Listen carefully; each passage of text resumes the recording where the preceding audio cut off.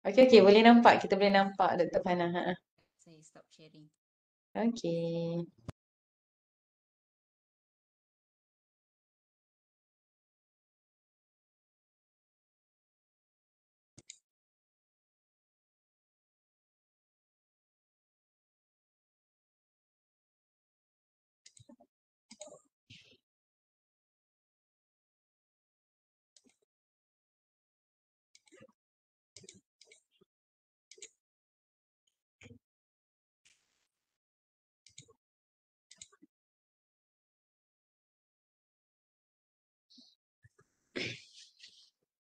Okey ya, rasanya tak ada masalah lah untuk kita mulakan lah, sebab rasanya dah 2.30 dan partisipan pun dah ramai, penceramah kita pun dah ada. Jadi saya mulakan Bismillahirrahmanirrahim. Assalamualaikum warahmatullahi taala wabarakatuh. Pertama-tamanya kita panjatkan kesyukuran lah kerana memberi kita peluang ruang untuk menimba ilmu dan juga mendengar pengalaman daripada penceramah-penceramah kita hari inilah. Jadi saya ucapkan terima kasih kepada penceramah jemputan kita, Dr. Farhana, Dr. Rahmawati, semua rakan-rakan pensyarah yang sudah hadir ke sesi perkongsian pada hari inilah. Jadi kita mulakan majlis kita dengan Ummul Kitab Al-Fatihah.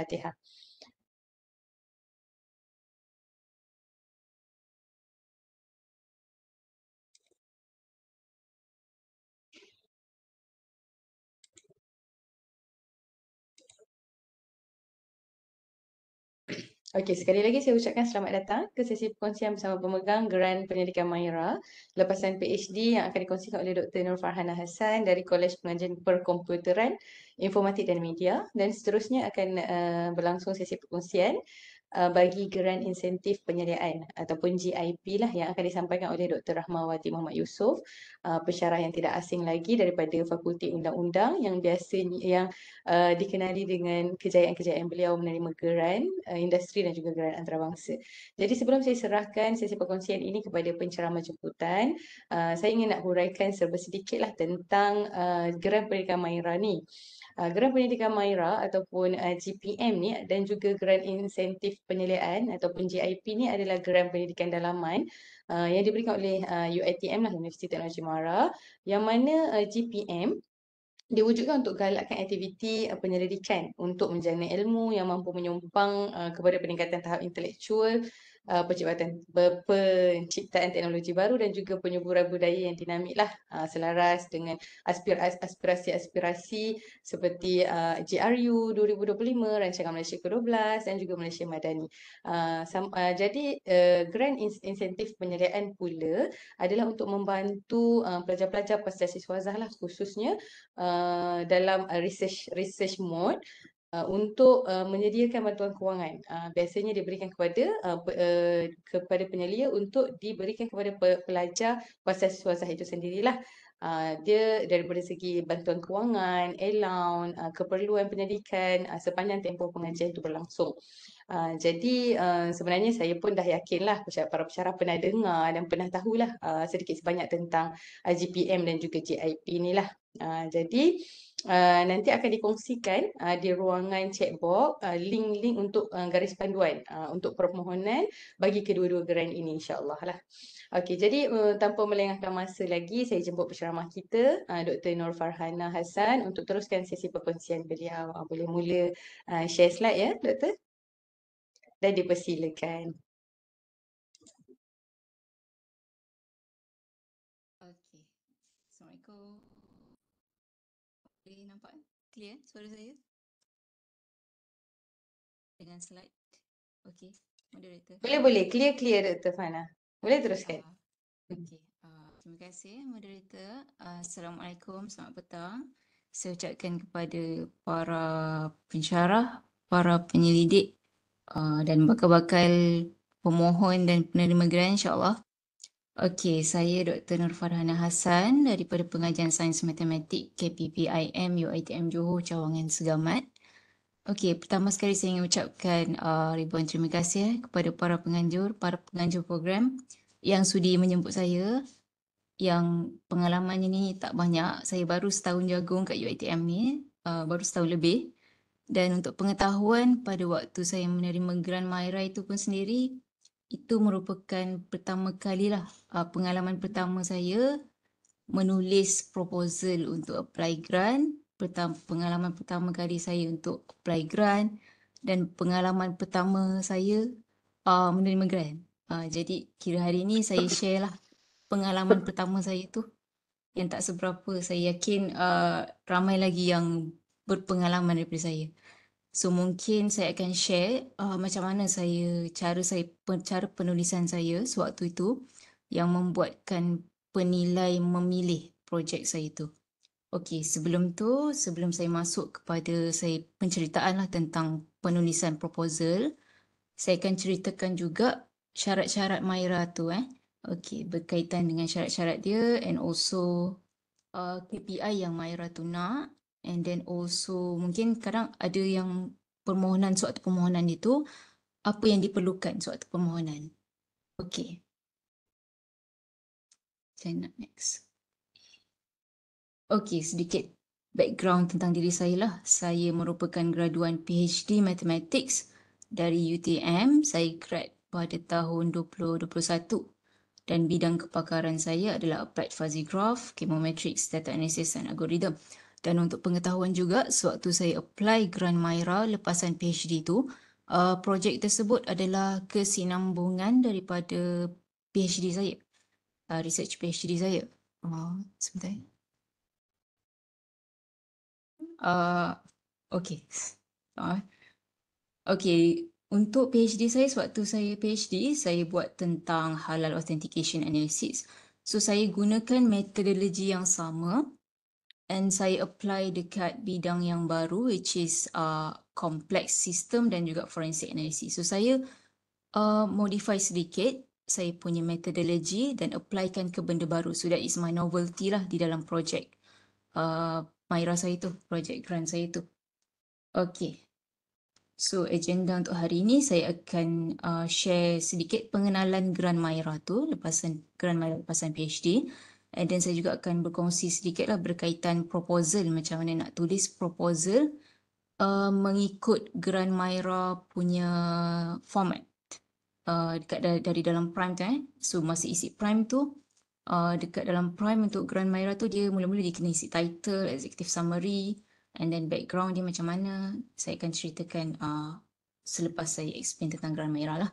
Okey, untuk first grant MyRA lepasan PhD. Okey, yang ini kita dapat dekat email kan, grant MyRA RMC, email RMC. So untuk tahun ni, kalau untuk tahun lepas tak silap saya, dia tawarkan 4 grant. So untuk tahun ni 3 grant. So grant yang pertama grant penyelidikan MyRA GPM, and then ada lepasan PhD, and then also ada grant insentif penyeliaan JIP. Untuk 1 dengan 2 tu sebenarnya bezanya adalah syarat saja. Syarat yang kedua tu dia lebih tumpukan kepada for those yang lepasan PhD as long as dia tak lebih 3 tahun. Okay, so dia limitkan lah dia punya pemohonnya lebih strict requirements itu kepada those yang lepasan PhD. So tarikh tutup dia tu minggu depan, 23 Jun. InsyaAllah sempat lagi. Okay. So untuk jumlah peruntukan, so yang ni semua daripada, okay, this one dari garis panduan yang Dr. Fatihah dah share sini. Chat box, okay. So boleh refer dekat garis panduan tu, saya hanya explain yang penting-penting je lah. Okay, untuk sains dan teknologi, saya bidang SNT. So mungkin throughout this session, mungkin ada kadang saya generalkan, ada kadang lebih tertumpu kepada bidang SNT lah. Okey. Untuk SNT, jumlah peruntukannya 20,000 and jumlah tempoh projek itu adalah dalam tempoh 2 tahun. And then untuk sains sosial 10,000, so tempohnya pun 2 tahun. Okey. Seterusnya untuk syarat-syarat, okey dekat Prime tu nanti, okey saya tunjukkan yang Prime dulu. Ini screenshot daripada Prime untuk MyRA lepasan PhD, boleh tengok dekat dia punya eligibility ni. So khusus untuk grant MyRA lepasan PhD, dia punya syarat tu of course kalau ada salah satu yang tak fulfill, kita tak boleh continue to next page. So maksudnya kita tak boleh continue untuk permohonan lah. So pada waktu saya memohon tahun lepas tu, alhamdulillah lah saya fulfill semua. Permanent yang 1, 2, 3 tu of course, cuma yang mungkin yang baru masuk, contoh dia tak sampai 6 bulan lagi masuk, tapi dia ada PhD tapi dia tak fulfill yang the fourth ni, so dia tak dapat nak continue. So at least you have, bukan at least semua kena fulfill dan baru boleh mohon untuk lepasan PhD. So untuk Grant Myra biasa, PhD qualification ni saya tak sure, saya mungkin boleh tengok. So kalau rasanya lah, kalau untuk yang Myra sahaja, General Myra, yang PhD ni tak ada dekat sini. Sebab Myra lepasan PhD ni khusus untuk those yang ada PhD. Okay. So ini syarat-syarat khusus yang untuk grant penyelidikan Myra lepasan PhD. Okay, grant Myra lepasan PhD ni khusus untuk kepada penyelidik yang telah menamatkan PhD tidak lebih 3 tahun. So kalau macam 3 tahun tu okey lagi lah. Kalau lebih 3 tahun tu maksudnya dah 3 tahun lebih, maksudnya dia tak boleh apply lah. And then khusus juga untuk ahli members, dia perlu melantik, beliau perlu ada collaborate dengan another penyelidik DM54, maksudnya Prof Madia lah, sebagai ahli member grant tu. Okey, untuk saya tahun lepas memang saya alhamdulillah tak lebih 3 tahun dan saya melantik juga seorang Prof Madia daripada fakulti saya yang sama, daripada bidang yang sama, matematik. Kalau saya matematik, maksudnya yang PM Profesor Madia tu pun matematik jugalah sebagai ahli grant tu. So, untuk next. Okey, dekat sini saya nak highlightkan juga, okey, yang tengok 3.8 dululah. Setiap projek mesti mempunyai ahli penyelidik sekurang-kurangnya 2 orang. So kalau macam 2 orang, kalau grant penyelidikan Myra lepasan PhD tu, kiranya saya dengan Prof Madia tu je. Tu 2 orang. Kalau 5 orang tu maksudnya saya, Prof Madia tu, and then the other 3 mungkin boleh juga ambil dari universiti luar sebagai ahli member grant. Okey, yang termasuk ketua penyelidik so maksudnya dalam tu 2 dah, so baki lagi 3 boleh ambil mana-mana lah. Dia punya grade tak kisah. Okay, and then 3.7 tu kalau for those yang baru masuk ada PhD, dia kena tunggu 6 bulan lah. Kalau tak sampai 6 bulan dia tak boleh apply, dia kena tunggu tahun depan kalau ditawarkan lagi lah grant ni. Okay, and then 3.6, okay. Yang ini tapi ketua penyelidik dan penyelidik bersama mestilah menyumbang minimum RM20 sebulan. Saya sewaktu memohon grant Myra ni, dekat Prime nanti dia akan minta bukti pembayaran. Ada dekat attachment bukti pembayaran TAPIU. Meaning that kena bayar dulu. Contoh, kalau saya ada 5 members ahli grant. So saya bayar 100 lah. Saya bayar, saya tak tolak dekat Fine Portal tapi saya pergi dekat website Tabung Amanah Penyelidikan ni, boleh Google TAPIU UiTM and then scroll dekat website tu, bawah tu nanti kita boleh bayar secara online. So contoh kalau ada 4 members then bayar RM80 and then dia akan bagi receipt PDF dekat email. So receipt PDF tu adalah yang akan attach dekat attachment dekat Prime nanti. Sebagai bukti kita dah bayar untuk permohonan. Okay? Kita tak perlu nak tolak through Fine Portal tu lagi sebab belum lulus lagi. So once dah lulus, kita boleh buat pilihan sama ada kita nak buat penolakan daripada gaji ataupun boleh bayar through TAPIU website tu bulanan. Ikut bulanan dia bayar sebulan, by bulan.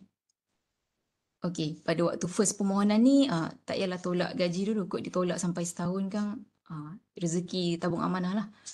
Okey, boleh je kalau nak menyumbang. Tapi kalau untuk sekadar memohon, better bayar dekat website tu dulu, nanti dia bagi PDF receipt. So nanti masa isi Prime, isi PDF tu dekat attachment. Minimum RM20 sebulan. Dia bukti permohonan kot lah itu jadi kriteria pemilihan.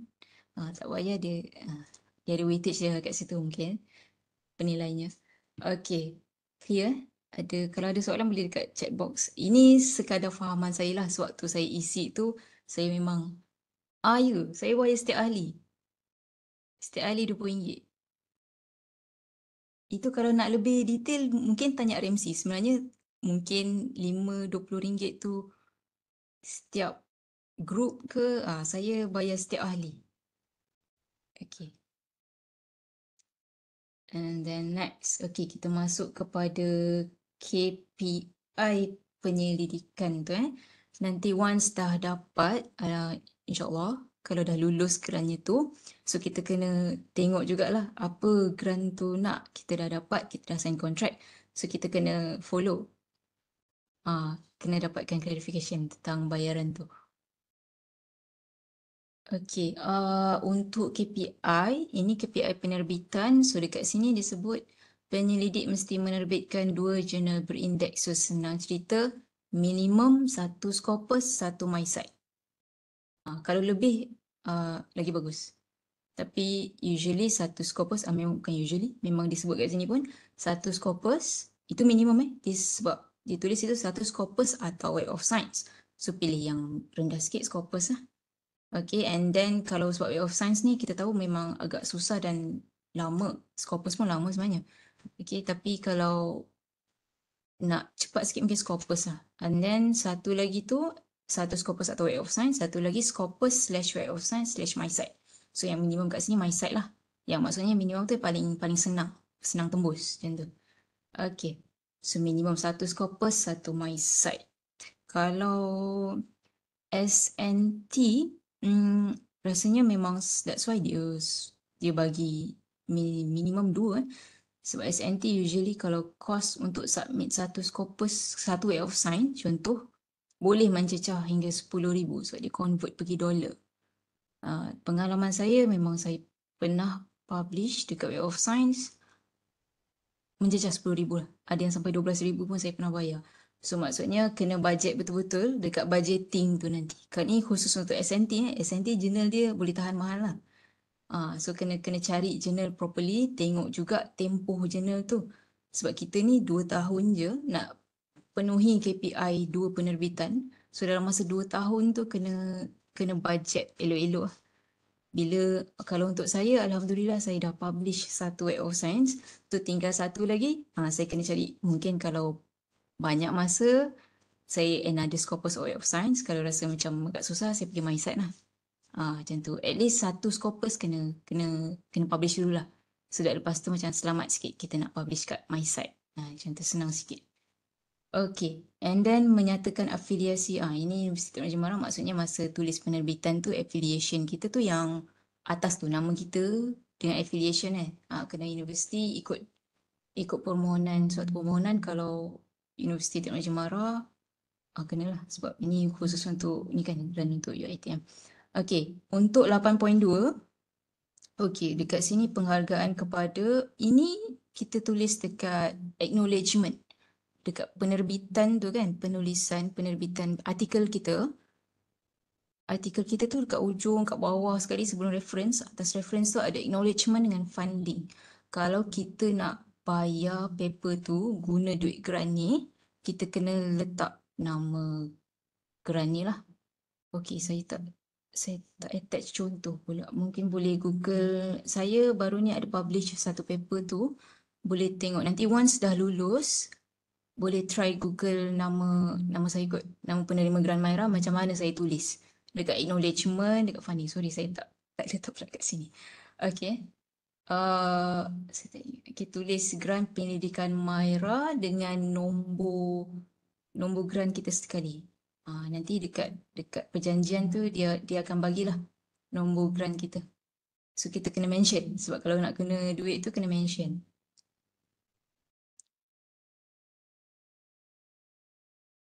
Bayar tu kita bayar dulu. Kalau saya hari tu saya bayar dulu and then saya baru claim through UiTM. Contoh saya kat Segamat kan, saya contact BPJIA dekat Segamat ni. Saya tanya proses dia macam mana.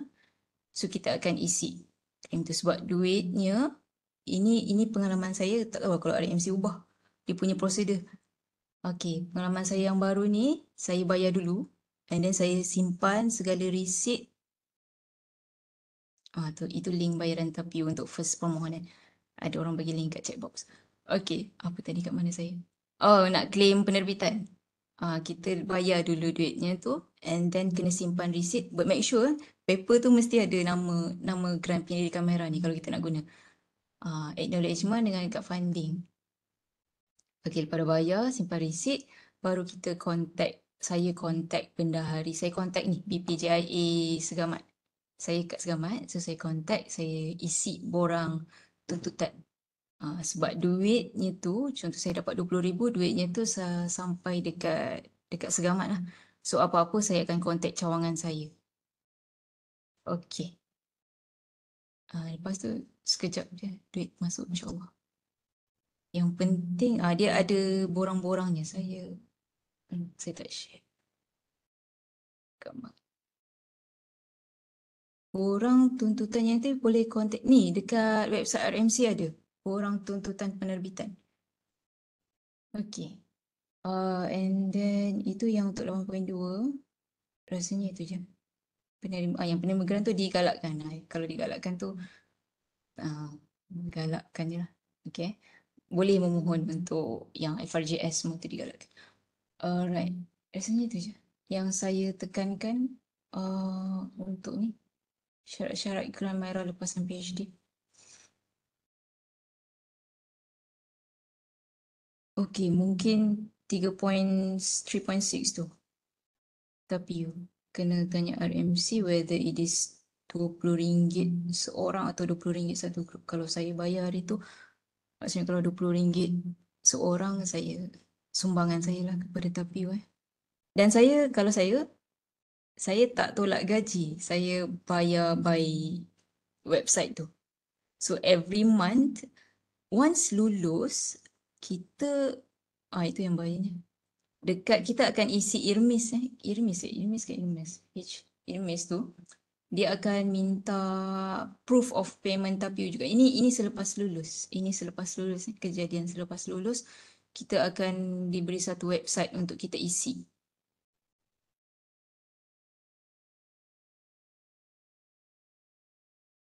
Ada limit. Tak salah saya ada limit. Kena tengok dekat RMC punya website. Berapa ribu 8,000. Saya tak berani nak sebut amountnya. Kena refer RMC. Saya pun lupa. Bila saya nak claim tu baru saya tengok balik. Maaf boleh refer kat website RMC. Dia ada syarat-syarat tuntutan penerbitan. Ada syarat-syaratnya tuntutan penerbitan. Kalau tak silap saya 8,000 ke macam tu.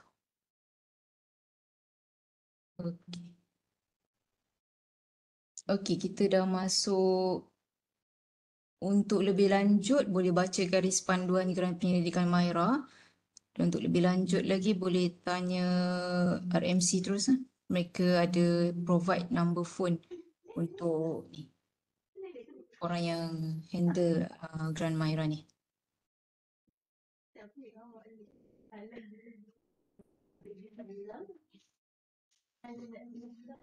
Sekejap, saya tak dengar.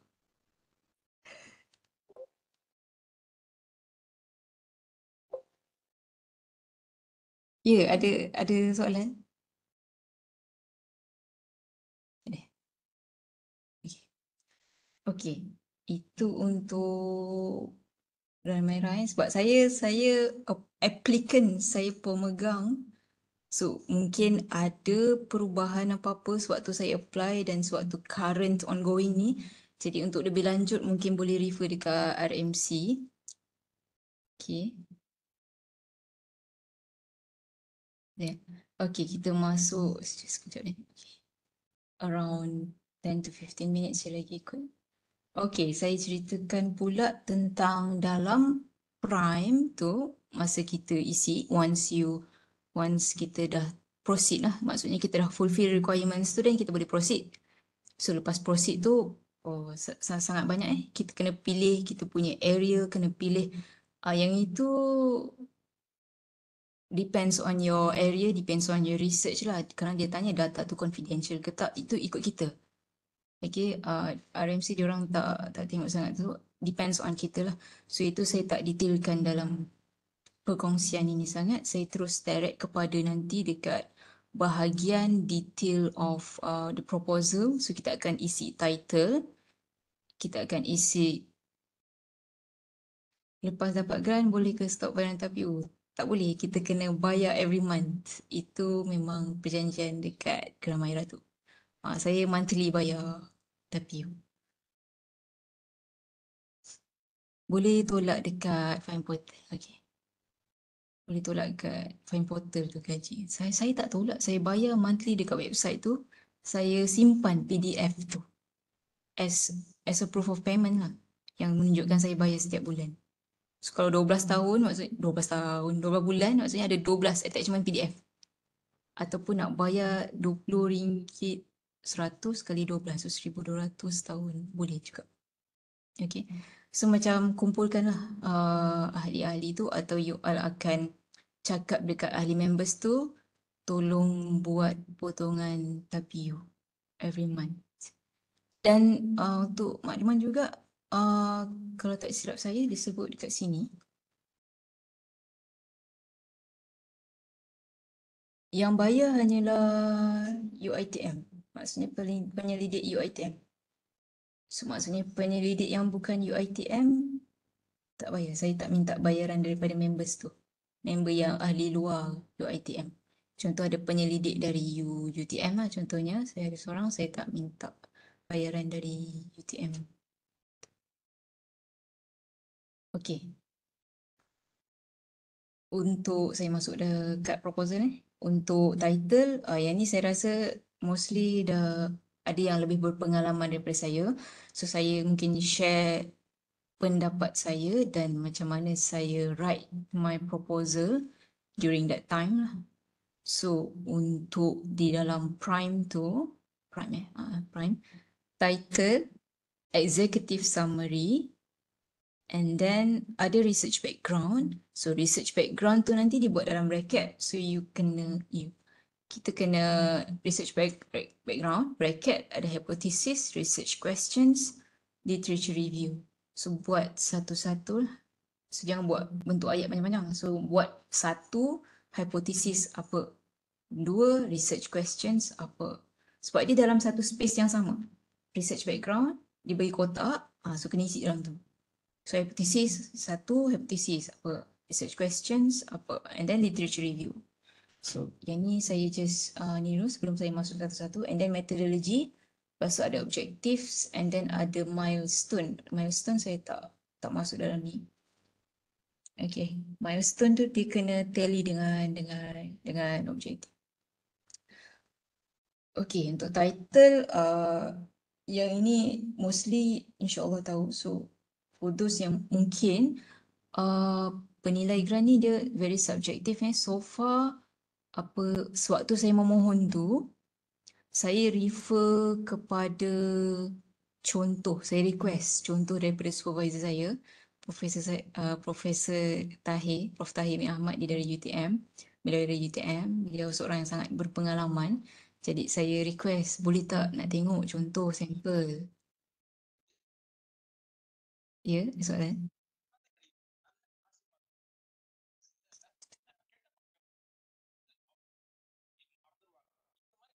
Sorry.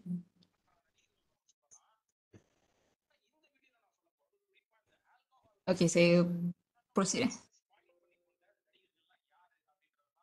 Boleh doktor, proceed Okay. sekejap .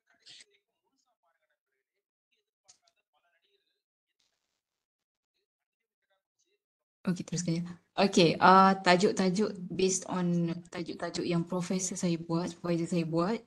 So dia mesti, of course not too general, macam kalau pendek sangat, dia terlalu general pun tak boleh juga. Too specific pun tak boleh juga, sebab contoh method saya nama dia panjang. Tapi saya tak tulis dekat tajuk. Saya just tulis using fuzzy graph method. Sebenarnya ada nama spesifik dia. Tapi itu saya generalkan sikit. So yang penting dekat sini dia kena ada verb-verb ni macam you modeling ke, you establishing ke, macam tu. Kalau developing macam okay, tapi tak tak sedap sangat. So saya start dengan modeling lah. Modeling and then method but not too specific. Dan dekat tajuk saya juga ada issue which is complex systems and spectroscopic dataset. So macam mana saya nak tackle issue tu, guna apa. So modeling complex systems and spectroscopic dataset using fuzzy graph method. So itu title yang berapa patah perkataan ni? 1, 2, 3, 4, 5, 6, 7, 11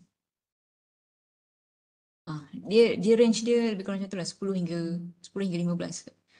Yang cantik. Kalau panjang sangat kan dia jadi abstract pula nanti. Okay. Dia cukup sekadar tu lah. Yang penting jangan pendek sangat, nanti tu general. Okay. And then executive summary. Okay, executive summary memang mostly fix 300 words. 300 patah perkataan yang summary lah, yang summarize the whole project, the whole proposal. So, apa yang saya tulis selalunya brief introduction on issue. So, issue saya refer dekat tajuk tu adalah complex systems and spectroscopic dataset. So, saya akan explain dulu complex systems tu apa, spectroscopic dataset tu apa. Briefly je, dalam 3 to 4 sentences cukup. Itu, and then saya sambung sedikit bila cerita issue. Okay, dekat executive summary ni kita tak mention sangat literature review kan. Just kita mention issue tu dan bagaimana kita nak tackle guna our proposed method. Apa pentingnya kita punya method tu? Kenapa kita nak propose method tu juga? Kita akan letak lah. So itu brief explanation on gap. Mungkin letak sedikit lah kepentingan kita punya method tu. And then baru kita masuk ceritakan sedikit macam mana kita develop the method. Ini lebih kepada SNT, minta maaf. Kalau di sains sosial saya tak tahu macam mana social science punya ni, but I think lebih kurang sama je dekat issue tu, brief introduction on issue, and then you mungkin cerita pasal theories kot, and then how you develop the theories. Okay, kalau untuk methodology untuk SNT, cerita sedikit methodology dia tu fuzzy graph contohnya saya punya ni fuzzy graph method. So fuzzy graph method usually use untuk apa?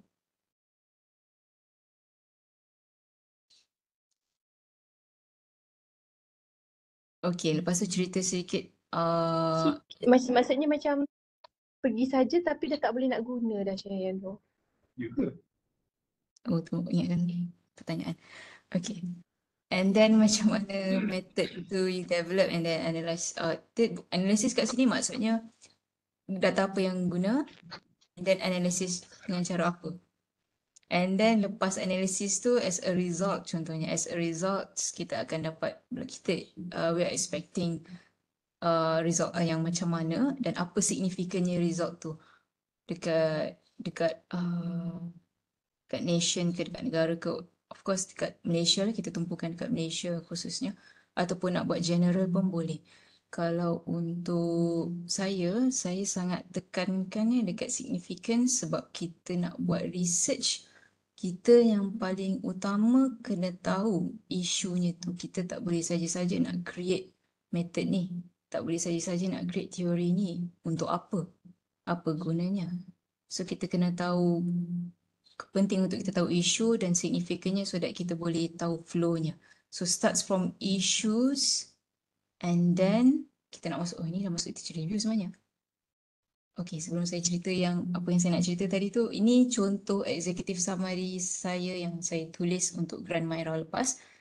Okay, so kat sini saya cerita pasal isu dulu. Berapa sentence tu? Around 4 to 5 Complex systems itu adalah explanation, brief explanation on that issues. And then Fourier spectroscopic data set is, so saya perkenalkan isu-isu tu satu-satu. Lepas tu bila perkataan dekat third paragraph however tu, kita dah masuk isu dia unable to discriminate. So maksudnya itu tujuan saya develop this method untuk membantu data set tu supaya kita dapat discriminate accurately. So saya tekankan, saya tulis perkataan accurately sebab sebenarnya kita nak tulis proposal ni, kita nak yakinkan penilai tu untuk pilih projek kita. So kita kena perkataan-perkataan yang kita kena gunakan tu kena hyperbola sedikit lah kot. Okay. Patterns accurately. So kita nak meyakinkan yang method kita ni bagus. Method kita ni novel, of course. Novel tu baru kena novel tu I mean baru, and apa pembaharuannya compared to the other methods. Apa beza method kita dengan method orang lain tu. And then kena letak kita punya method ni mungkin perform more accurately, performs kalau dari segi algorithm, kita punya method tu macam lagi fast lah. Maksudnya more efficient, fast compared to the previous methods. Okay, lepas kita sebut yang itu, accurately, maksudnya kita punya new method ni, new proposed method ni accurate, more accurate, and then baru kita explain macam mana kita nak buat method tu, macam mana kita nak develop method tu. Okay, dekat situ tengah-tengah tu adalah methodology, and towards the end tu adalah the expected results. Saya sebut this technique is expected to handle and analyze big data problems. So itu adalah saya punya expected result lah, significant kepentingan method saya tu. Okay, kita masuk dekat research background. So research background ni tadi saya beritahu yang dia akan ada satu space je untuk kita isi hypothesis, research questions and literature review. So first isi hypothesis. So hypothesis saya tak tekankan sangat. Hypothesis just that kita convince yang research kita tu nanti at the end akan resultnya apa have been achieved. Research objectives have been achieved. We have to, macam mana cara penulisan ni? The results, the methodology are obtained, the algorithm has been obtained and able to analyze the results accurately, and as a result, the differences between the samples are able to be identified correctly. Contoh-contoh hypothesis maksudnya kita dah jangkakan yang kita akan dapat result tu. And then research questions in line with objectives, and then literature review. Okay. Dekat literature review ni beza juga dengan SNT dengan social science saya rasa, sebab literature review untuk social science mungkin akan lebih kepada theoretical. Kalau untuk SNT ada theoretical juga Okay, first usually kalau SNT ni sebab saya juga adalah review papers, so saya bila baca literature review saya first nak tengok adalah issues dulu, perkembangan issues tu dulu. So explain tentang issues dulu, and then apa yang orang lain dah buat untuk tackle issue tu. So itu adalah past researches. Apa orang lain guna, apa method orang lain untuk tackle issues tu. And their limitations. Contoh, method tu scope dia, diorang guna takat tu je, variable tu je. Okay, dekat sini saya cadangkan around 5 kot. 5 ke 7. Kalau lebih 7 tu banyak sangat. 4 hingga 5 okey. 4 hingga 5 papers. Ini pendapat saya lah. Kalau 4 hingga 5 okey.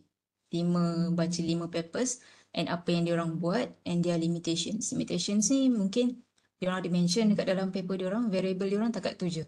Mungkin diorang ada mention juga dalam paper diorang yang berapa time consumed untuk run algorithm tu. Ini untuk computer science yang pakai analisis guna algorithm lah. Mungkin tools yang dia pakai tu lambat nak running. Dia punya procedures tu terlalu lama ke, algorithm tu terlalu panjang ke. Itu limitation.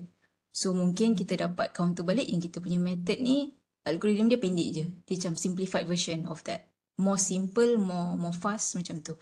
So itu juga adalah gap gap ni adalah kita develop new method yang better than past researches lah. Okay, itu dari segi novel kita adalah kita develop new one, and then apa kelebihan method kita tu.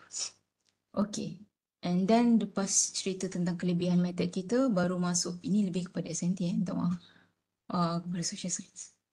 Boleh, untuk SNT, lebih kepada SNT, lepas kita cerita tentang kita nak buat method apa, baru kita masuk penceritaan method kita sedikit lah.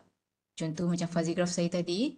Okay, fuzzy ni diperkenalkan oleh siapa, definition fuzzy itu sendiri. So dekat situ lah literature reviewnya. So nanti akan banyak definitions, akan banyak theorems. Past theorems definition teorem-teorem yang lepas yang berkait dengan method kita. Okay. Saya ada apa lagi kat sini yang saya nak. Okay, theorems, definitions, etc. that are related to the new proposed method.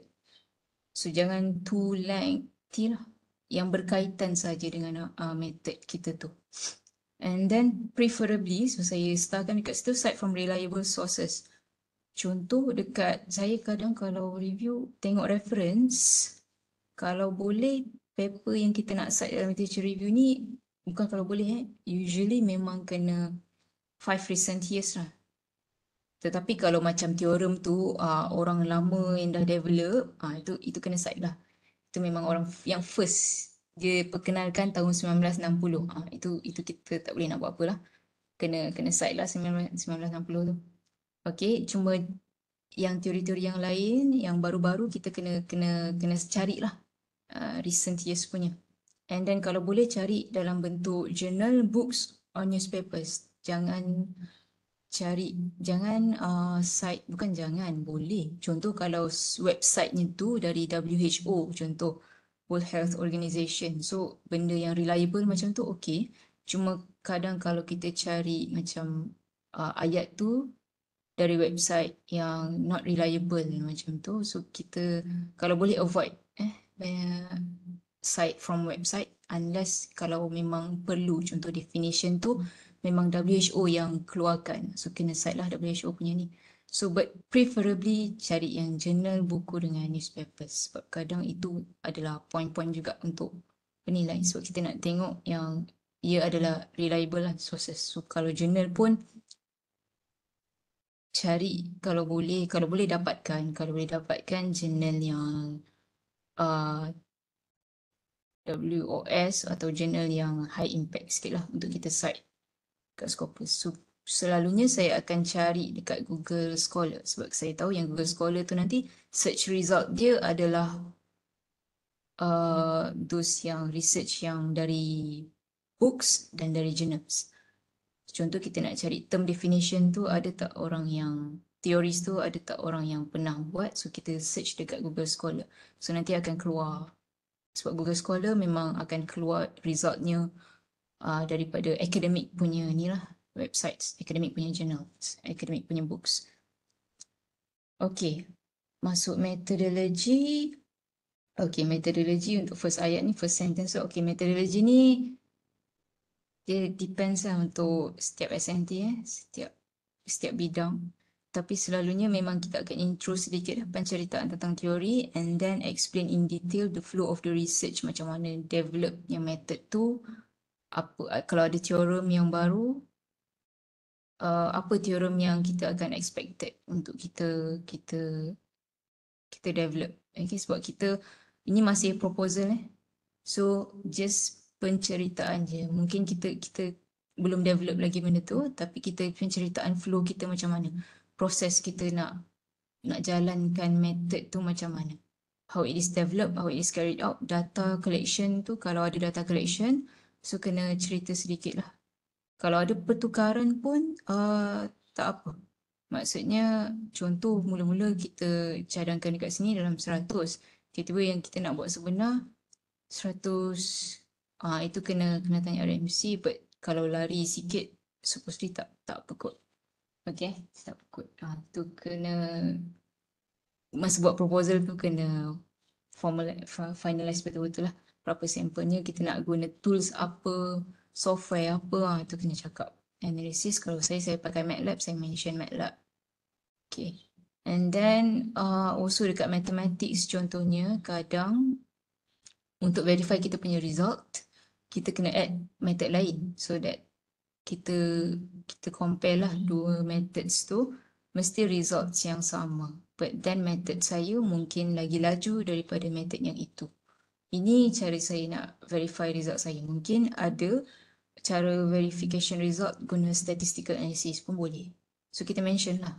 Okay, ini adalah tips saya share cara saya menulis untuk saya yakinkan penilai yang method saya tu significance, dan method saya tu saya dah buat comparison so that saya verify, so that saya dah result tu nanti saya bukan orang kata tiba-tiba je result tu ada dan saya yakin result tu betul. Tak. Maksudnya bila dah dapat result, saya kena compare pula dengan result orang lain. So, method lain. So, make sure dia sama. Okay, untuk objektif tiga hingga lima. Tiga saya buat hari tu tiga je. Cukup untuk sebab 2 tahunnya. So kita nak capai banyak objektif pun takut tak ni. So better tiga hingga 4 pun okay. Alright. Rasanya itu saja daripada saya. Saya tak tahulah. Hopefully ada pengisian yang memberi manfaat kepada semua. Dan mungkin ada antara yang saya beri pendapat ni yang berbeza. Tak apa sebab dia kadang subjektif juga. Cuma apa yang saya boleh cakap, yang paling penting issues dan significance, impact. Itu memang kena ada dalam research. Pembezaan. So kita kena cari trend sekarang ni. Isu apa yang kerajaan nak tackle sekarang ni ke, macam tu. Contoh macam SDG ke, macam tu. Okay, rasanya itu saja daripada saya. Okay, all the best untuk those yang merancang untuk apply, yang sedang menulis. InsyaAllah semoga dipermudahkan. Rasanya itu saja daripada saya. Terima kasih. Director. Okey, terima kasih kepada Dr. Farhana atas perkongsiannya sebentar tadilah, sangat bermanfaat insya-Allah kepada bakal-bakal pemohon yang akan memohon geran insya-Allah. Okey, jadi jika masih ada sebarang pertanyaan yang ingin ditanyakan kepada Dr. Farhana, boleh diletakkan di ruangan chat. Nanti saya akan baca ataupun Dr. Farhana sendiri boleh nampaklah ada ruangan chat tu. Ada soalan daripada Dr. Muhammad Rizal, katanya saya ada isi dalam Prime tapi tarikh ditulis dari 2023 ke 2024, termasuklah untuk penentuan pembelanjaan. Kalau bukan sains teknologi memang 1 tahun ya. Dr. Fana boleh respon? Boleh faham ke soalan ni? Boleh buka di ruangan chat, ada kat ruangan chat.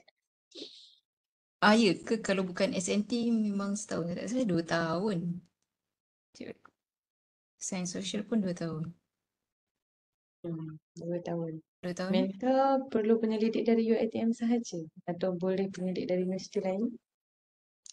Sebab dia mention DM Kalau DM UiTM. Kalau U lain, kalau UiTM dia Betul. pakai S. Okay. Betul. So better UiTM lah mentornya. Jadi soalan Dr. Muhammad Rizal tu terjawab ke berkenaan dengan tahun tu? Saya diisi dalam Prime tapi tak. Mak. Ini kalau dekat sistem saya pun tak berani nak touch sangat. Termasuk untuk peruntukan perbelanjaan. Okey lah ikut. Dia divide ni ke dari setahun ke dia ada 2 kolom mungkin. 2 kolom setahun. Tak siap saya. Dia akan bahagi setahun. Contoh kalau 20,000, 10,000 tahun pertama, 10,000 tahun kedua macam tu. Kena check balik dekat sistem. Tu. Kalau ada tepi dia tu ada 2 kolom. Okey, terima kasih Dr. Farhana. Ada lagi soalan?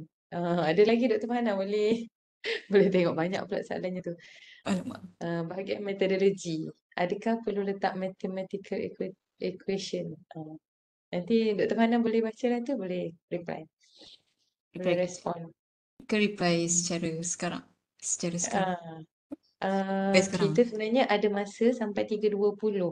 So ada lagi dalam masa 3 minit. Boleh dipersilakan. Mathematical equation untuk isi dalam tu sebenarnya dia space dia tu macam agak saya pun avoid. Saya try to avoid untuk tulis mathematical equation. Sebab dia punya space tu dia macam tak ada. Kalau saya copy paste takut tak terkeluar. Ataupun mungkin boleh letak image kat situ. Mana yang berkaitan boleh insert lah untuk kita nak explain. Kalau dia berkaitan betul-betul berkaitan dengan our proposed method then boleh. And then soalan publish paper kena masa depan. Yang ini saya tak salam. Soalan saya kena publish paper dalam masa 2 tahun atau accepted dah dikira. Ini saya tak berani nak komen sebab dia based on peruntukan. Kalau ni kena tanya RMC, boleh minta maaf. And then untuk publication wajib jurnal. Kalau ikutkan, sekejap balik. Kalau saya to be safe journal. Dia sebut jurnal berindeks. So journal lah. Okay. Menjawab soalan. Okay, dah itu je rasanya. Okey, terima kasih banyak Dr. Farhana. Untuk Dr. Rizal tadi tu ada penerangan sikit daripada Dr. Fatihah di ruangan komen lah berkenaan dengan sistem prime. Okey, jadi seterusnya tanpa kita lengahkan masa lah, saya jemputkan penceramah kita yang kedua iaitu Dr. Rahmawati untuk meneruskan sesi perkongsian beliau. Dipersilakan.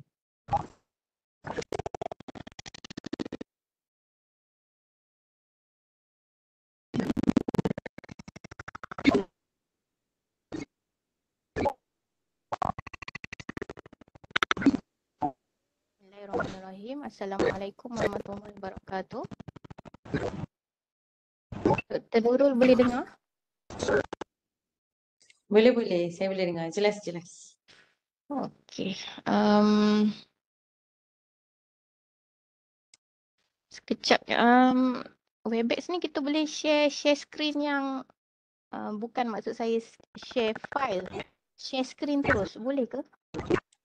Kalau tak silap saya boleh lah dekat bahagian share tu. Dekat bahagian share cuba Dr.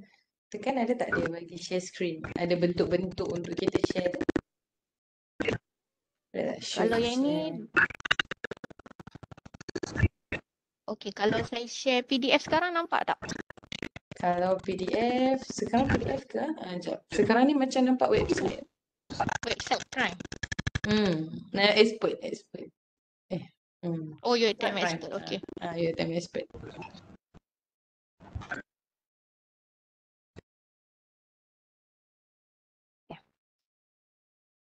Okey, sekarang dah nampak slide. Okey, bismillahirrahmanirrahim. Assalamualaikum warahmatullahi wabarakatuh. Saya di sini pada hari ini untuk berkongsi serba sedikit mengenai GIP iaitu Grant Insentif Penyeliaan. Okay. Di sini saya ada sediakan beberapa slide. Ini sekadar perkongsian insya-Allah. Okay. Okey, berdasarkan research saya sepanjang daripada 2021, sebab saya cek 2020 saya pun baru masuk, saya tak tahu grant ni dah diwujudkan tahun 2020 ke belum. Tapi bermula daripada 2021 sehinggalah 2022, UiTM Johor telah menerima 5 grant GIP. Okay, yang pertama daripada PM Ustaz Nawawi. Saya yang kedua. Yang ketiga adalah arwah PM Dr. Aminah Bibi. Juga daripada tirek kita PM Dr. Akmal Aini dan juga daripada Dr. Arni. Yang ini saya rasa daripada Pasir Gudang tak silap saya. Okay, jadi sebelum tu oleh kerana kita dah sebut nama arwah PM Dr. Aminah Bibi, kita sedekahkanlah dulu Al-Fatihah buat arwah. Ya. Amin. Okay. Jadi berdasarkan sejarah saya terlibat dengan JIP ni, saya sebenarnya terlibat secara langsung untuk JIP bagi permohonan saya dan secara tidak langsung dengan PM Ustaz Nawawi juga dengan Dr. Aminah Bibi. Kerana kami saling berbincang dan saya juga melihat proposal sahabat-sahabat saya ni dan alhamdulillah mereka berjaya mendapat JIP ini. Okay. Jadi saya kongsikan sedikit beberapa syarat yang saya rasa penting. Yang tak penting tu sahabat-sahabat boleh baca sendiri. Okey, yang pertama adalah untuk PhD peruntukannya adalah 24,000 dan master adalah 21,600 selama setahun sahaja dan pelajar ini akan mendapat sekali saja. Maksudnya lepas dah habis JIP, mereka masih tak habis lagi belajar, mereka dah tak boleh mohon. Okey. Tetapi jika sebagai contoh SV itu mempunyai ramai pelajar. Tapi dalam satu masa mereka boleh memohon untuk seorang pelajar saja. Tetapi kelebihan pada tahun 2023 ini, walaupun SV itu telah mempunyai GIP yang aktif, SW boleh memohon untuk student yang kedua. Maksud satu permohonan saja, maksudnya adalah apabila kita apply bulan Jun ni, seorang saja. Itu maksud satu permohonan saja, bukan sepanjang hidup di UiTM ni sekali saja, bukan maksud itu. Okey. Dan syaratnya pelajar ini adalah full time. Kalau part time tak boleh. Okey.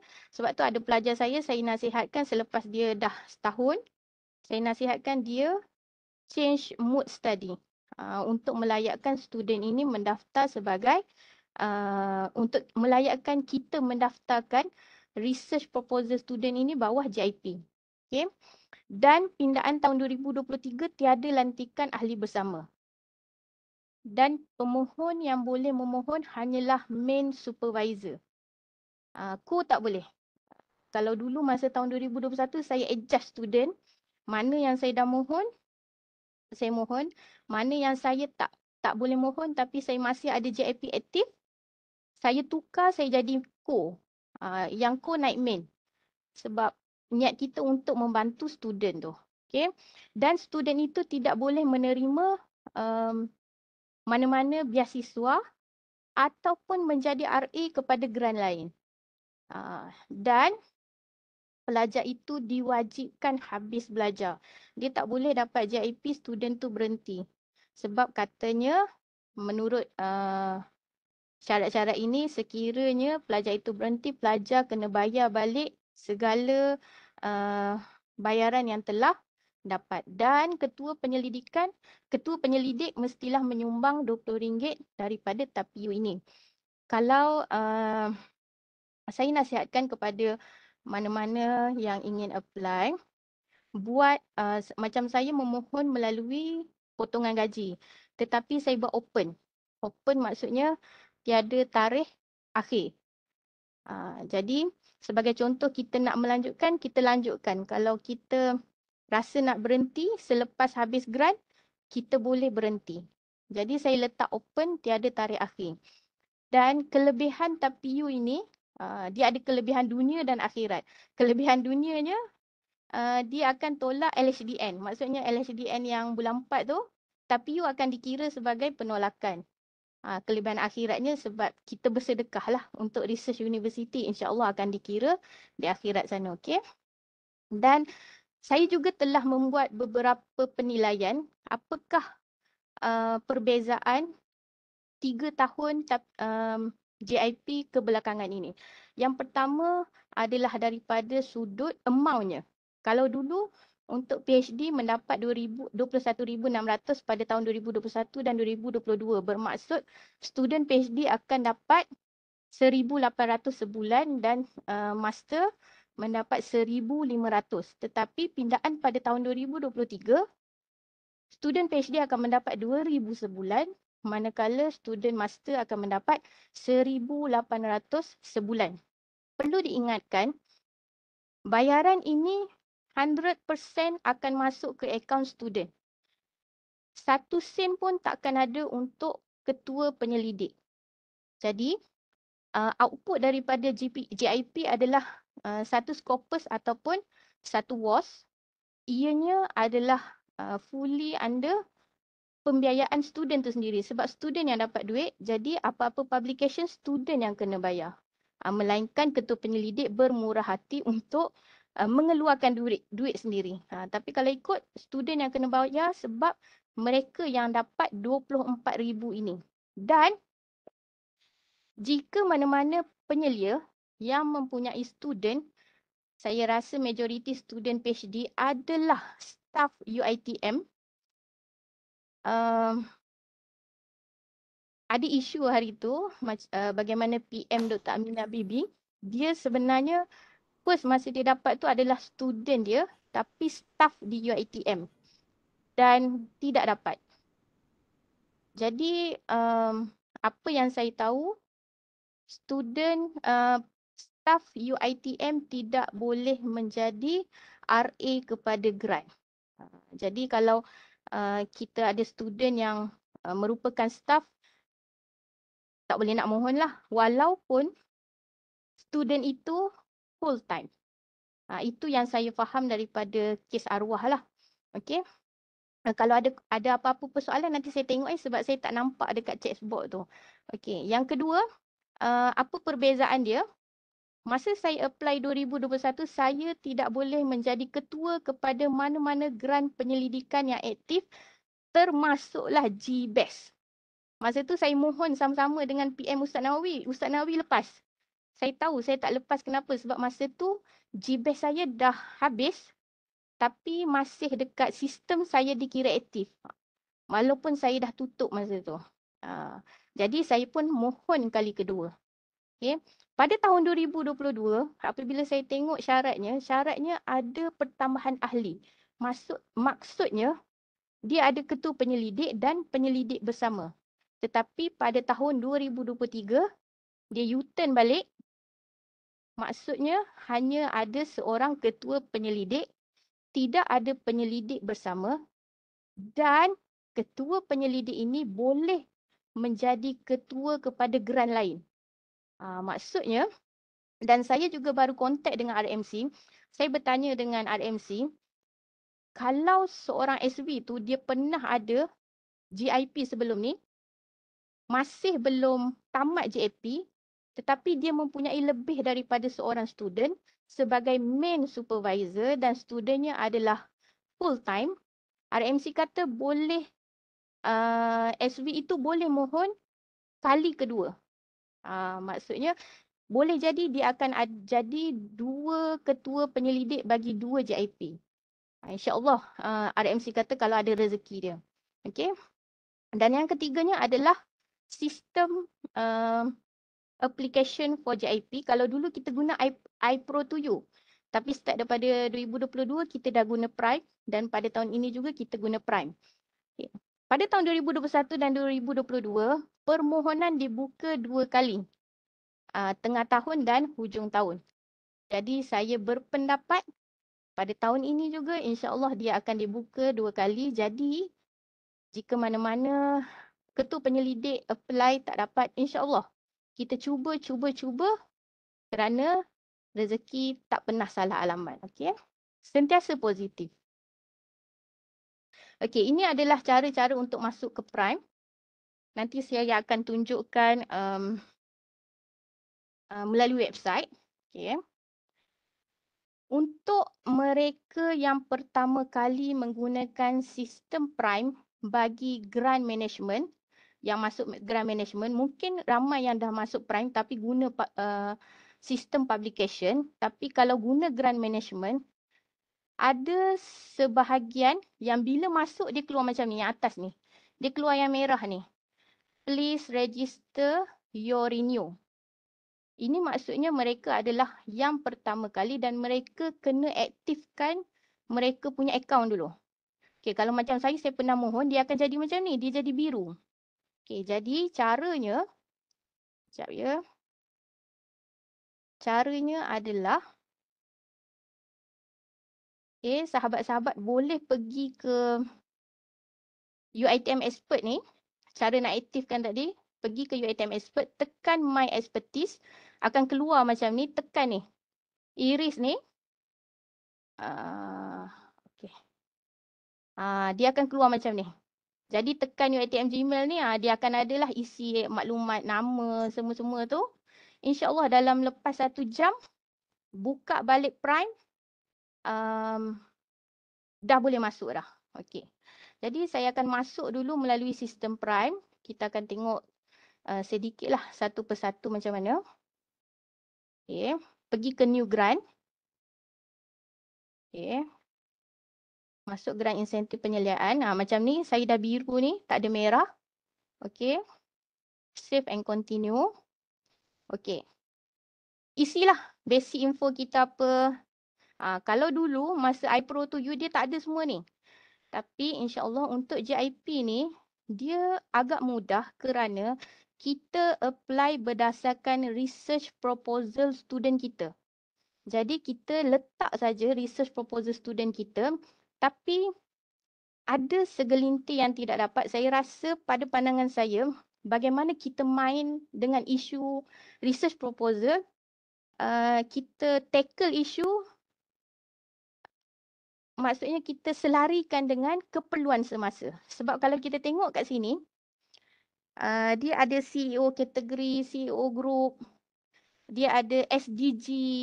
Kalau kita dah biasa dengan KEGA semua, NK, National Key Economy Area pun ada, National Party Area pun ada. Jadi kalau kita boleh linkkan research proposal student dengan current issue, kita boleh tambah-tambah sikit. Tak semestinya kita ambil research proposal student tu bulat-bulat. InsyaAllah kita boleh tackle panel. Kerana apa yang saya diberitahu oleh RMC, sebenarnya matlamat daripada JIP ni selain untuk research, dia untuk menolong student. Menolong student yang tidak ada apa-apa beasiswa. Okey, itu matlamat utama JIP.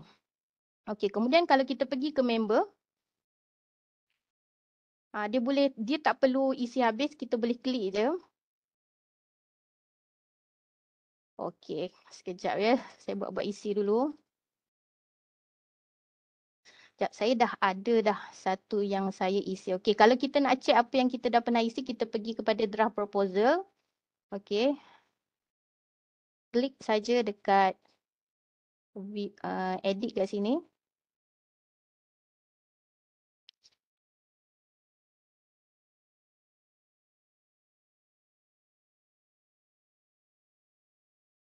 Okey.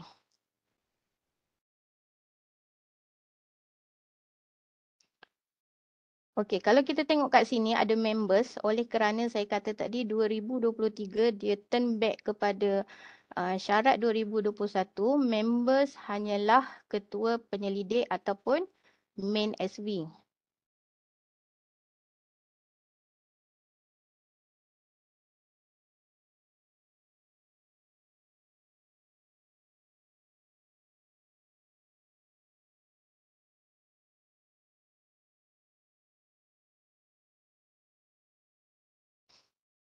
Sekejap ya, kita tunggu dia loading sekejap. Tadi saya guna laju saja. Okey.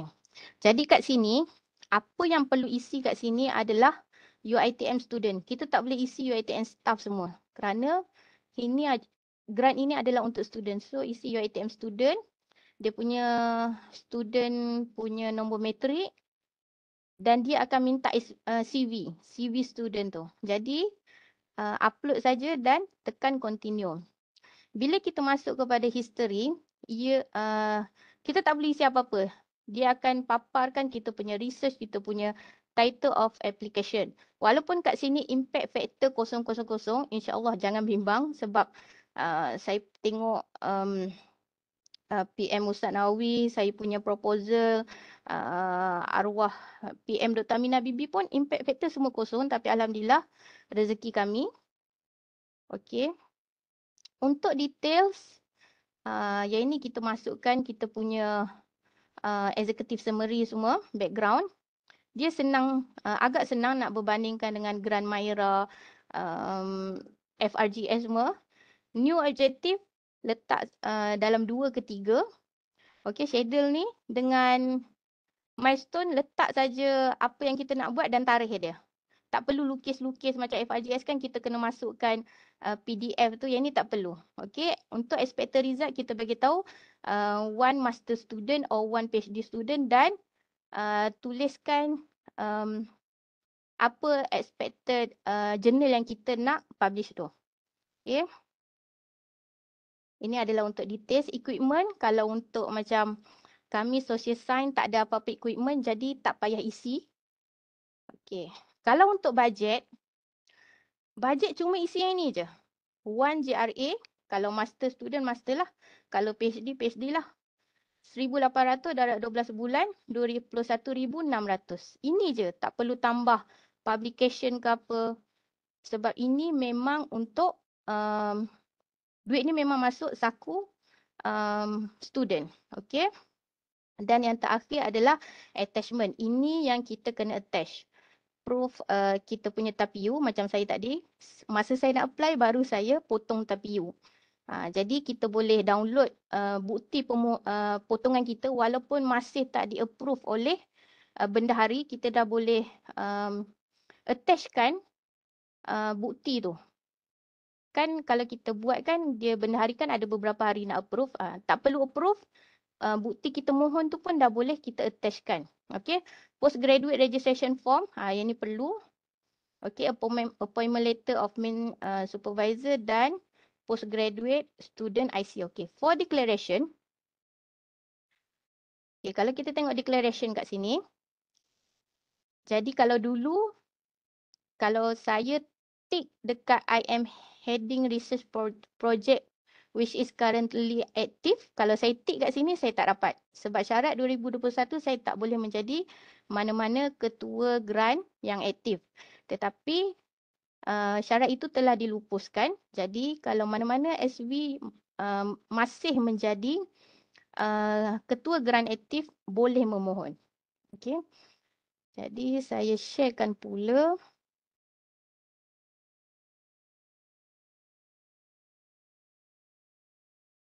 Okey. Sekejap ya. Okey, ini adalah contoh apabila kita siap isi semua. Ini yang draft tadi lah. Okay. Saya tunjukkan contoh proposal saya yang berjaya dapat zaman dulu tu. Bukan zaman sekarang, zaman dulu agaknya senang lagi kot. Okay. Ini zaman dulu. Zaman dulu punya dia tak complicated yang depan tu. Tapi zaman sekarang dia complicated yang depan. Okay. Apa yang saya dapat, saya rasa saya tak perlu kongsikan executive summary macam mana, research methodology macam mana, sebab macam saya kata, permohonan JIP based on research proposal student, tetapi bagaimana kita nak tackle isu bersama-sama dengan isu semasa sekarang. Sebab dia main dengan KEGA, dia main dengan SDG semua. Jadi kita tackle isu tu. Macam saya isu tanah terbiar. Walaupun sebenarnya benda tu tak adalah kerajaan ambil penting sangat, tapi saya ambil keratan-keratan akhbar. Macam tu juga saya kongsi dengan PM Dr. Nawawi, Ustaz Nawawi, PM dengan PM Dr. Aminah Bibi, masukkan gambar. Jadi kami ambil, pergi je kepada website, snap saja gambar-gambar, contoh gambar-gambar keratan akhbar. Jadi kalau boleh tengok dekat proposal saya ni, banyak keratan akhbar, saya nak menunjukkan isu ini penting. Begitulah kami tackle panel. Okay. Dan saya rasa, saya berpandangan jika ada pemohon yang tidak berjaya memohon, mungkin ada technical issue. Macam saya mohon kali pertama, tapi saya tahu kenapa saya tak dapat. Sebab dekat IRMIS, kita boleh check dekat IRMIS, tarikh last saya jadi ketua tu, tarikh itu masih lagi saya aktif. Walaupun saya dapat keputusan tu, contoh saya apply bulan 6, keputusan saya dapat bulan 8. Saya tutup grant bulan 7. Walaupun bulan 8 tu saya sudah tidak menjadi ketua yang aktif, tapi dia ambil kira masa kita mohon. Jadi saya lebih berpendapat isu ini adalah isu technical issue. Jadi apa yang saya ingin katakan juga di sini, sekiranya mana-mana yang memohon tetapi tidak berjaya, jangan berputus asa. InsyaAllah hujung tahun ni dia buka lagi, kita mohon lagi. Dan juga boleh mesej saya untuk apa-apa yang saya boleh kongsi lah. Okay. Sekejap ya, saya baca dulu.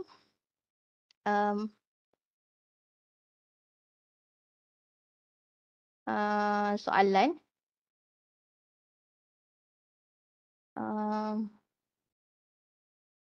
Soalannya start daripada nama siapa ya? Okey, daripada ni Dr. Rijal. Bukan.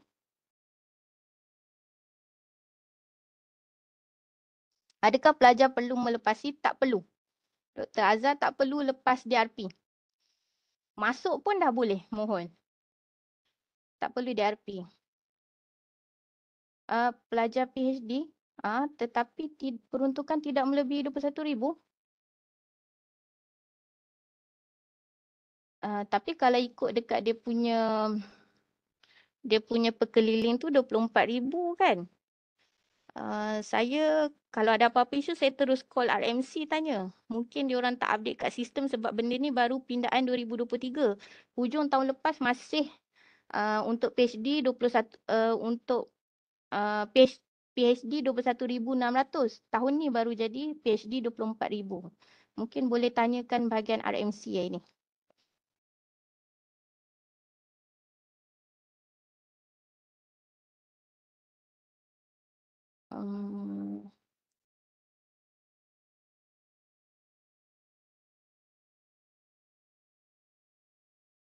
Okey, apa tips untuk macam saya kata tadi, kita letak research proposal tetapi kita tackle dengan isu semasa. Saya banyak masukkan gambar. Gambar je saya ni sebab saya sains sosial kan. SNT mungkin susah sikit kot gambar tu. Tapi mungkin boleh kaitkan dengan isu semasa juga. Tempoh masa 1 tahun macam mana doktor pilih tajuk dan objektif.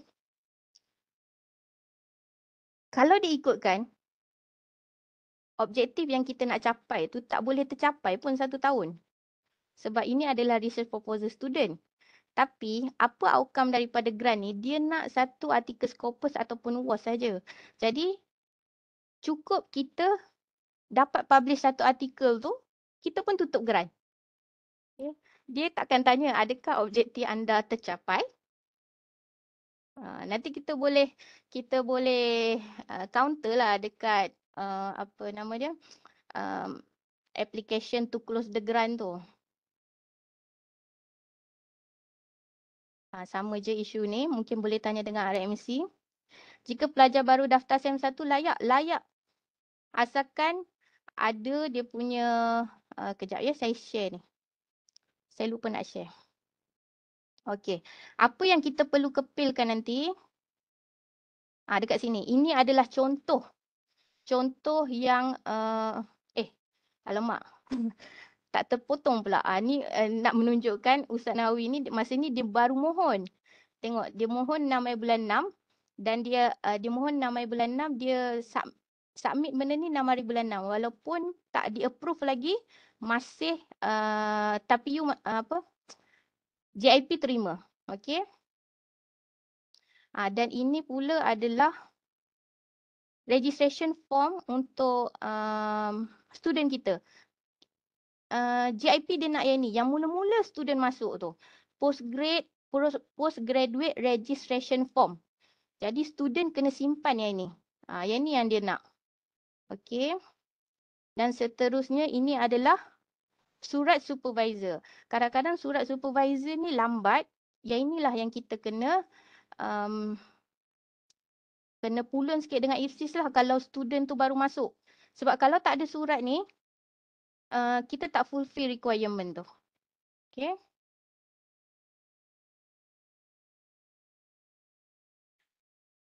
Pelajar PhD tahun 2 boleh. Student saya yang master, dia dah kalau ikut dia dah semester ketiga. Student master kan ada 4 semester je kan. Dia semester ketiga. Saya apply. Alhamdulillah dapat. Sebab tahun pertama saya tak dapat apply sebab saya masih ketua kepada grant yang aktif. Co-SV tak boleh. Itu adalah syarat tahun ni. Tak boleh ada pertambahan ahli. Kalau belum ada, tak boleh. Dia nak ada student. Student tu dah register. Dah ada registration form tadi. Dan SV kena ada surat lantikan sebagai SV. Berapa lama proses? Pelajar akan dapat duit allowance pada bulan 8 ke? Sekejap ya, saya nak ingat balik. Kalau yang mohon bulan ni, tak silap saya dia akan dapat duitnya pada bulan 8 insya-Allah. Bulan 8, bulan 9 dia dah walaupun duit tu lambat, mungkin bulan 10 akan masuk, dia akan backdated date tu. Backdated tu lah. Insya-Allah bulan 8 dia dah start. Dia dah start bayaran kepada pelajar. Bulan 8. Selalunya tak lama pun JIP ni dia akan email kita jawapan. Dia akan email semua tahniah macam tu. Okey. Dan kalau permohonan pada hujung tahun, nanti bulan 10 dia akan buka balik, student akan dapat pertengahan bulan 11. Kalau tak tick heading, Oh. Yang ini kalau kita tak tick heading, yang ni saya pun tak tahu. Maksudnya kita kena heading research grant lain untuk proceed. Macam wajib walaupun kita tak ada jadi ketua grant. Agaknya kalau syarat dia kena tick-tick je lah kot. Doktor, jika baru tamat tempoh grant pada bulan 5 untuk grant lipasan, okey.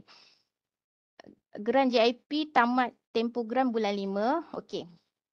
Tamat bulan 5 tu, saya ada tanya RMC. RMC kata boleh mohon.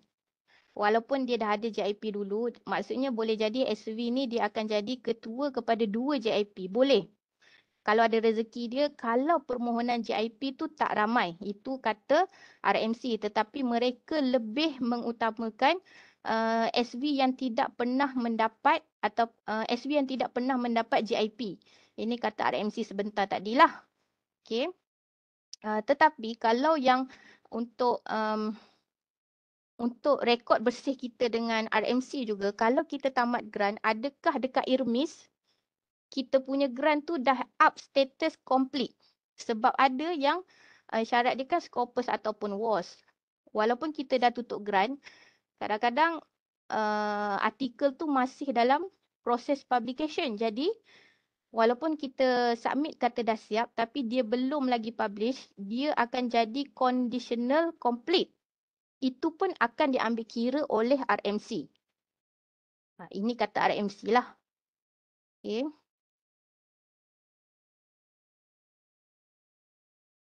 Adakah wajib ada pelajar berdaftar? Ya. Tak boleh, tak boleh. Student tu sebab attachment nanti dia kena ada registration form dan surat pelantikan kita sebagai SV.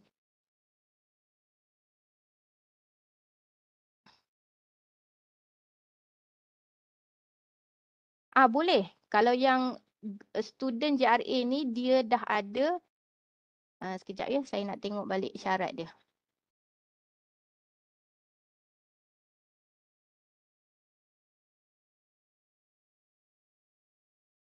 Kalau katanya dekat syarat ni, dia kata tidak menerima sebarang beasiswa ataupun bantuan kewangan. Sekiranya pelajar mendapat tawaran pembiayaan semasa dalam tempoh penawaran. Maksudnya, sebelum tempoh penawaran dan selepas tempoh penawaran, kalau kita faham, kalau kami undang-undang lah, faham daripada wording dia tu, bolehlah maksudnya. Jadi, kalau dia dah tamat FRGS, dia nak apply JIP, boleh je mohon. InsyaAllah ada rezeki student tu. Tapi pastikan status student tu dekat dia punya student portal, tak silap saya. Dekat student portal tu jangan ada status penerima FRGS. Kalau ada status tu, student tak boleh mohon. Dia kena clear dulu status tu semua.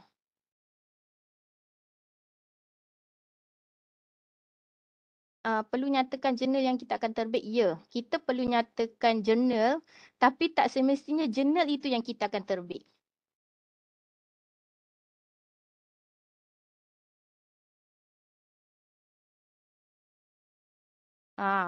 Betul. Siapa ni? Dr. Junaina. Ya, betul. Tak semestinya fulfill sebab student tu pun dia tak habis. Kadang-kadang dia tak habis lagi belajar. Jadi kita nak fulfill objektif pun tak boleh. Okay. Tak perlu. Untuk close JIP syarat dia publish satu WAS ataupun Scopus saja. Ya, betul. Ya, betul.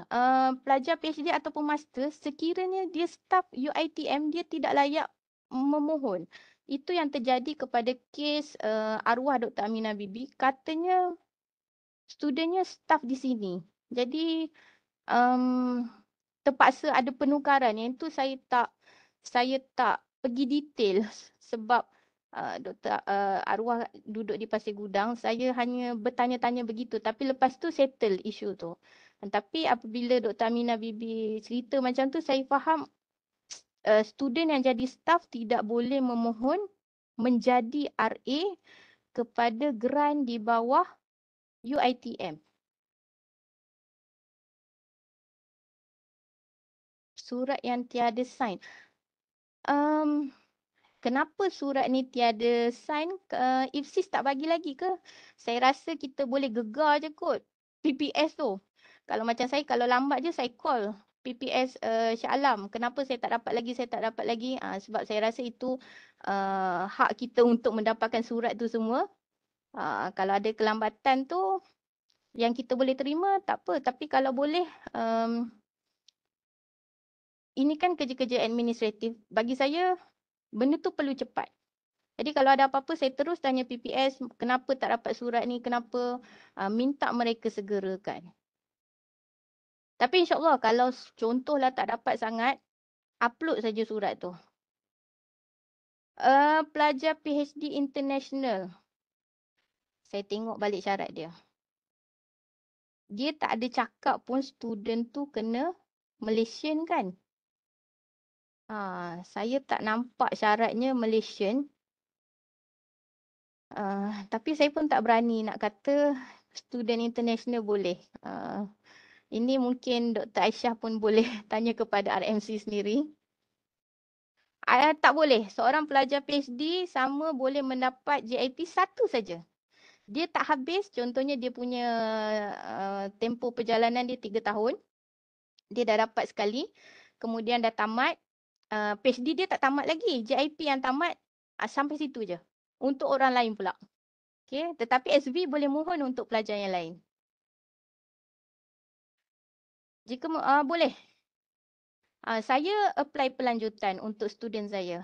Saya apply 6 bulan pelanjutan. Lama ke proses? Oh, sekejap saja. Macam saya submit untuk second student saya, daripada part time saya submit borang tu bulan 8 ke 9, bulan 10 dia dah dapat convert kepada full time. Jadi kalau kita dah plan nak mohon JIP, contohnya kita nak mohon hujung tahun ni pula, sebab kalau nak convert sekarang memang tak sempat kan. Nak convert tahun hujung tahun, kita nak apply hujung tahun ni. Jadi dalam bulan 7, bulan 8 tu suruh diorang send borang siap-siap. InsyaAllah bulan 8, 9 dalam tempoh 2 bulan tu mereka dah dapat surat convert daripada part time to full time.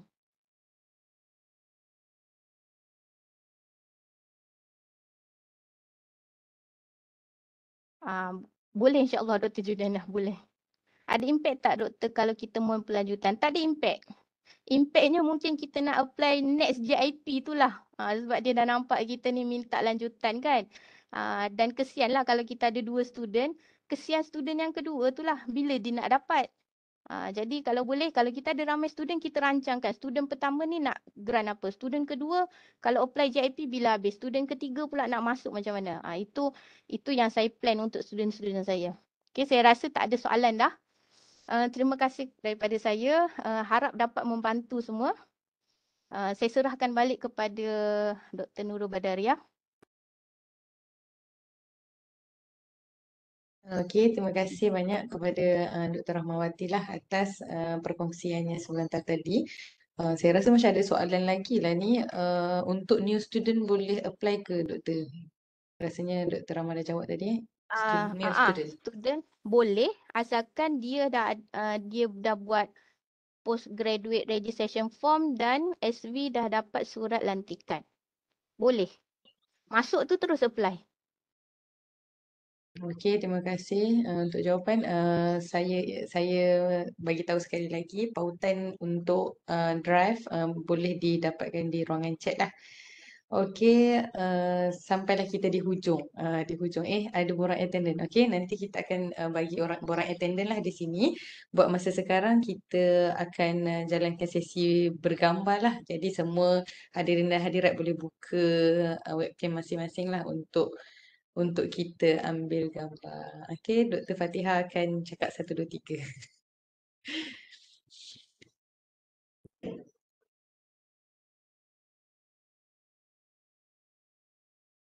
Untuk sementara waktu boleh lagi kalau peserta-peserta yang nak tanya soalan boleh letak lagi dekat ruangan chat. Nanti insyaAllah kita boleh jawab lah mana-mana yang ada soalan.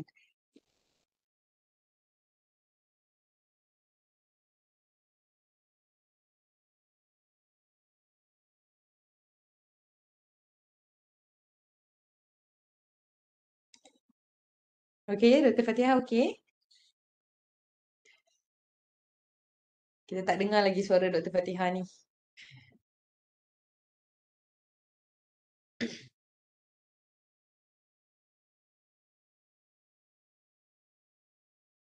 Ah, tak dengar juga. Okey, baru dengar. Okey.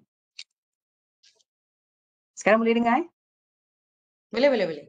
Okey, jadi saya akan ambil gambar bagi setiap page yang ada. Okey, page 1, get ready. Okey, 1, 2, 3.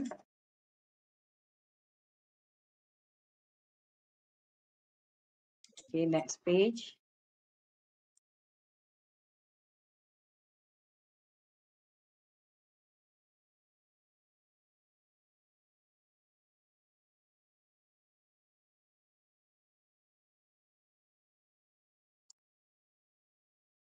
Okey, sekejap ya.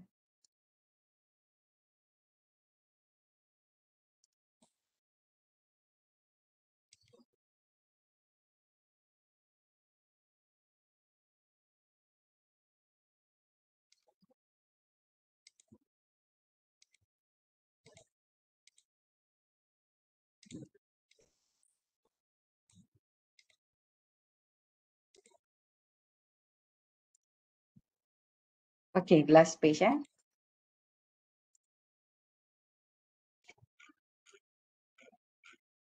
Okey, dah selesai untuk sesi bergambar. Jadi saya serahkan balik kepada moderator kita, Dr. Nurul Badriah. Okey, terima kasih Dr. Fatihah. Saya rasa ada soalan lagi. Ada soalan lagi di ruangan chat lah. Tentang ini JIP ke GPM kan? Rasanya JIP ni. JIP Dr. okey. Dr. Rahmawati boleh respon Sebenarnya pelanjutan masa untuk outcome of the research, bukan pelanjutan bayaran. Bayaran tu kekal 21,600 kalau yang lama tu untuk PhD dan 18,000 untuk master. Bayaran tak ada sebarang pelanjutan allowance tu. Tapi pelanjutan untuk kita hasilkan outcome tu ada pelanjutan 6 bulan. Boleh. Jika tak ada Dr. Junaina tak ada. Pelanjutan masa saja, bukan pelanjutan allowance. Saya pelajar baru dan surat lantikan SV dari Uptrack masih belum diterima. Kalau ikut sebenarnya layak. Tapi itulah saya kata kena gegar sikit IPSIS tu lah. Mana surat je. Okey. Dah Dr. Nurul Okey. Badariah. Okey, terima kasih ya. Rasanya dah sampailah kepada penghujung. Setakat ni tak ada lagi dah soalan. Boleh klik pautan kehadiran lah di ruangan chat. Jadi terima kasih banyak-banyak kepada penceramah-penceramah kita yang sudi berkongsi pengalaman mereka dan juga kepada pensyarah-pensyarah yang sudi hadir ke sesi hari ini. Jadi sebarang kekurangan daripada pihak kami mohon maaf dan sebarang manfaat semoga kita semua dapatlah memohon dan memanfaatkan perkongsian pada hari ini untuk kita mohon geran JIP ataupun geran Maira tu lah. Okey, jadi ada lagi soalan. Jika student dapat beasiswa dalam tempoh JIP perlu terminate JIP ke? Ya, Dr. perlu Rahma? terminate JIP. Ya kena Kena terminate. dan Okey. saya tidak pasti adakah student itu kena bayar full balik JIP yang pernah dia dapat itu. Itu saya tak sure. Itu kena tanya RMC balik. Okey, baik. Terima kasih Dr. Rahma. Okey, jadi kita boleh tutuplah majlis kita dengan tasbih kafarah dan suratul As.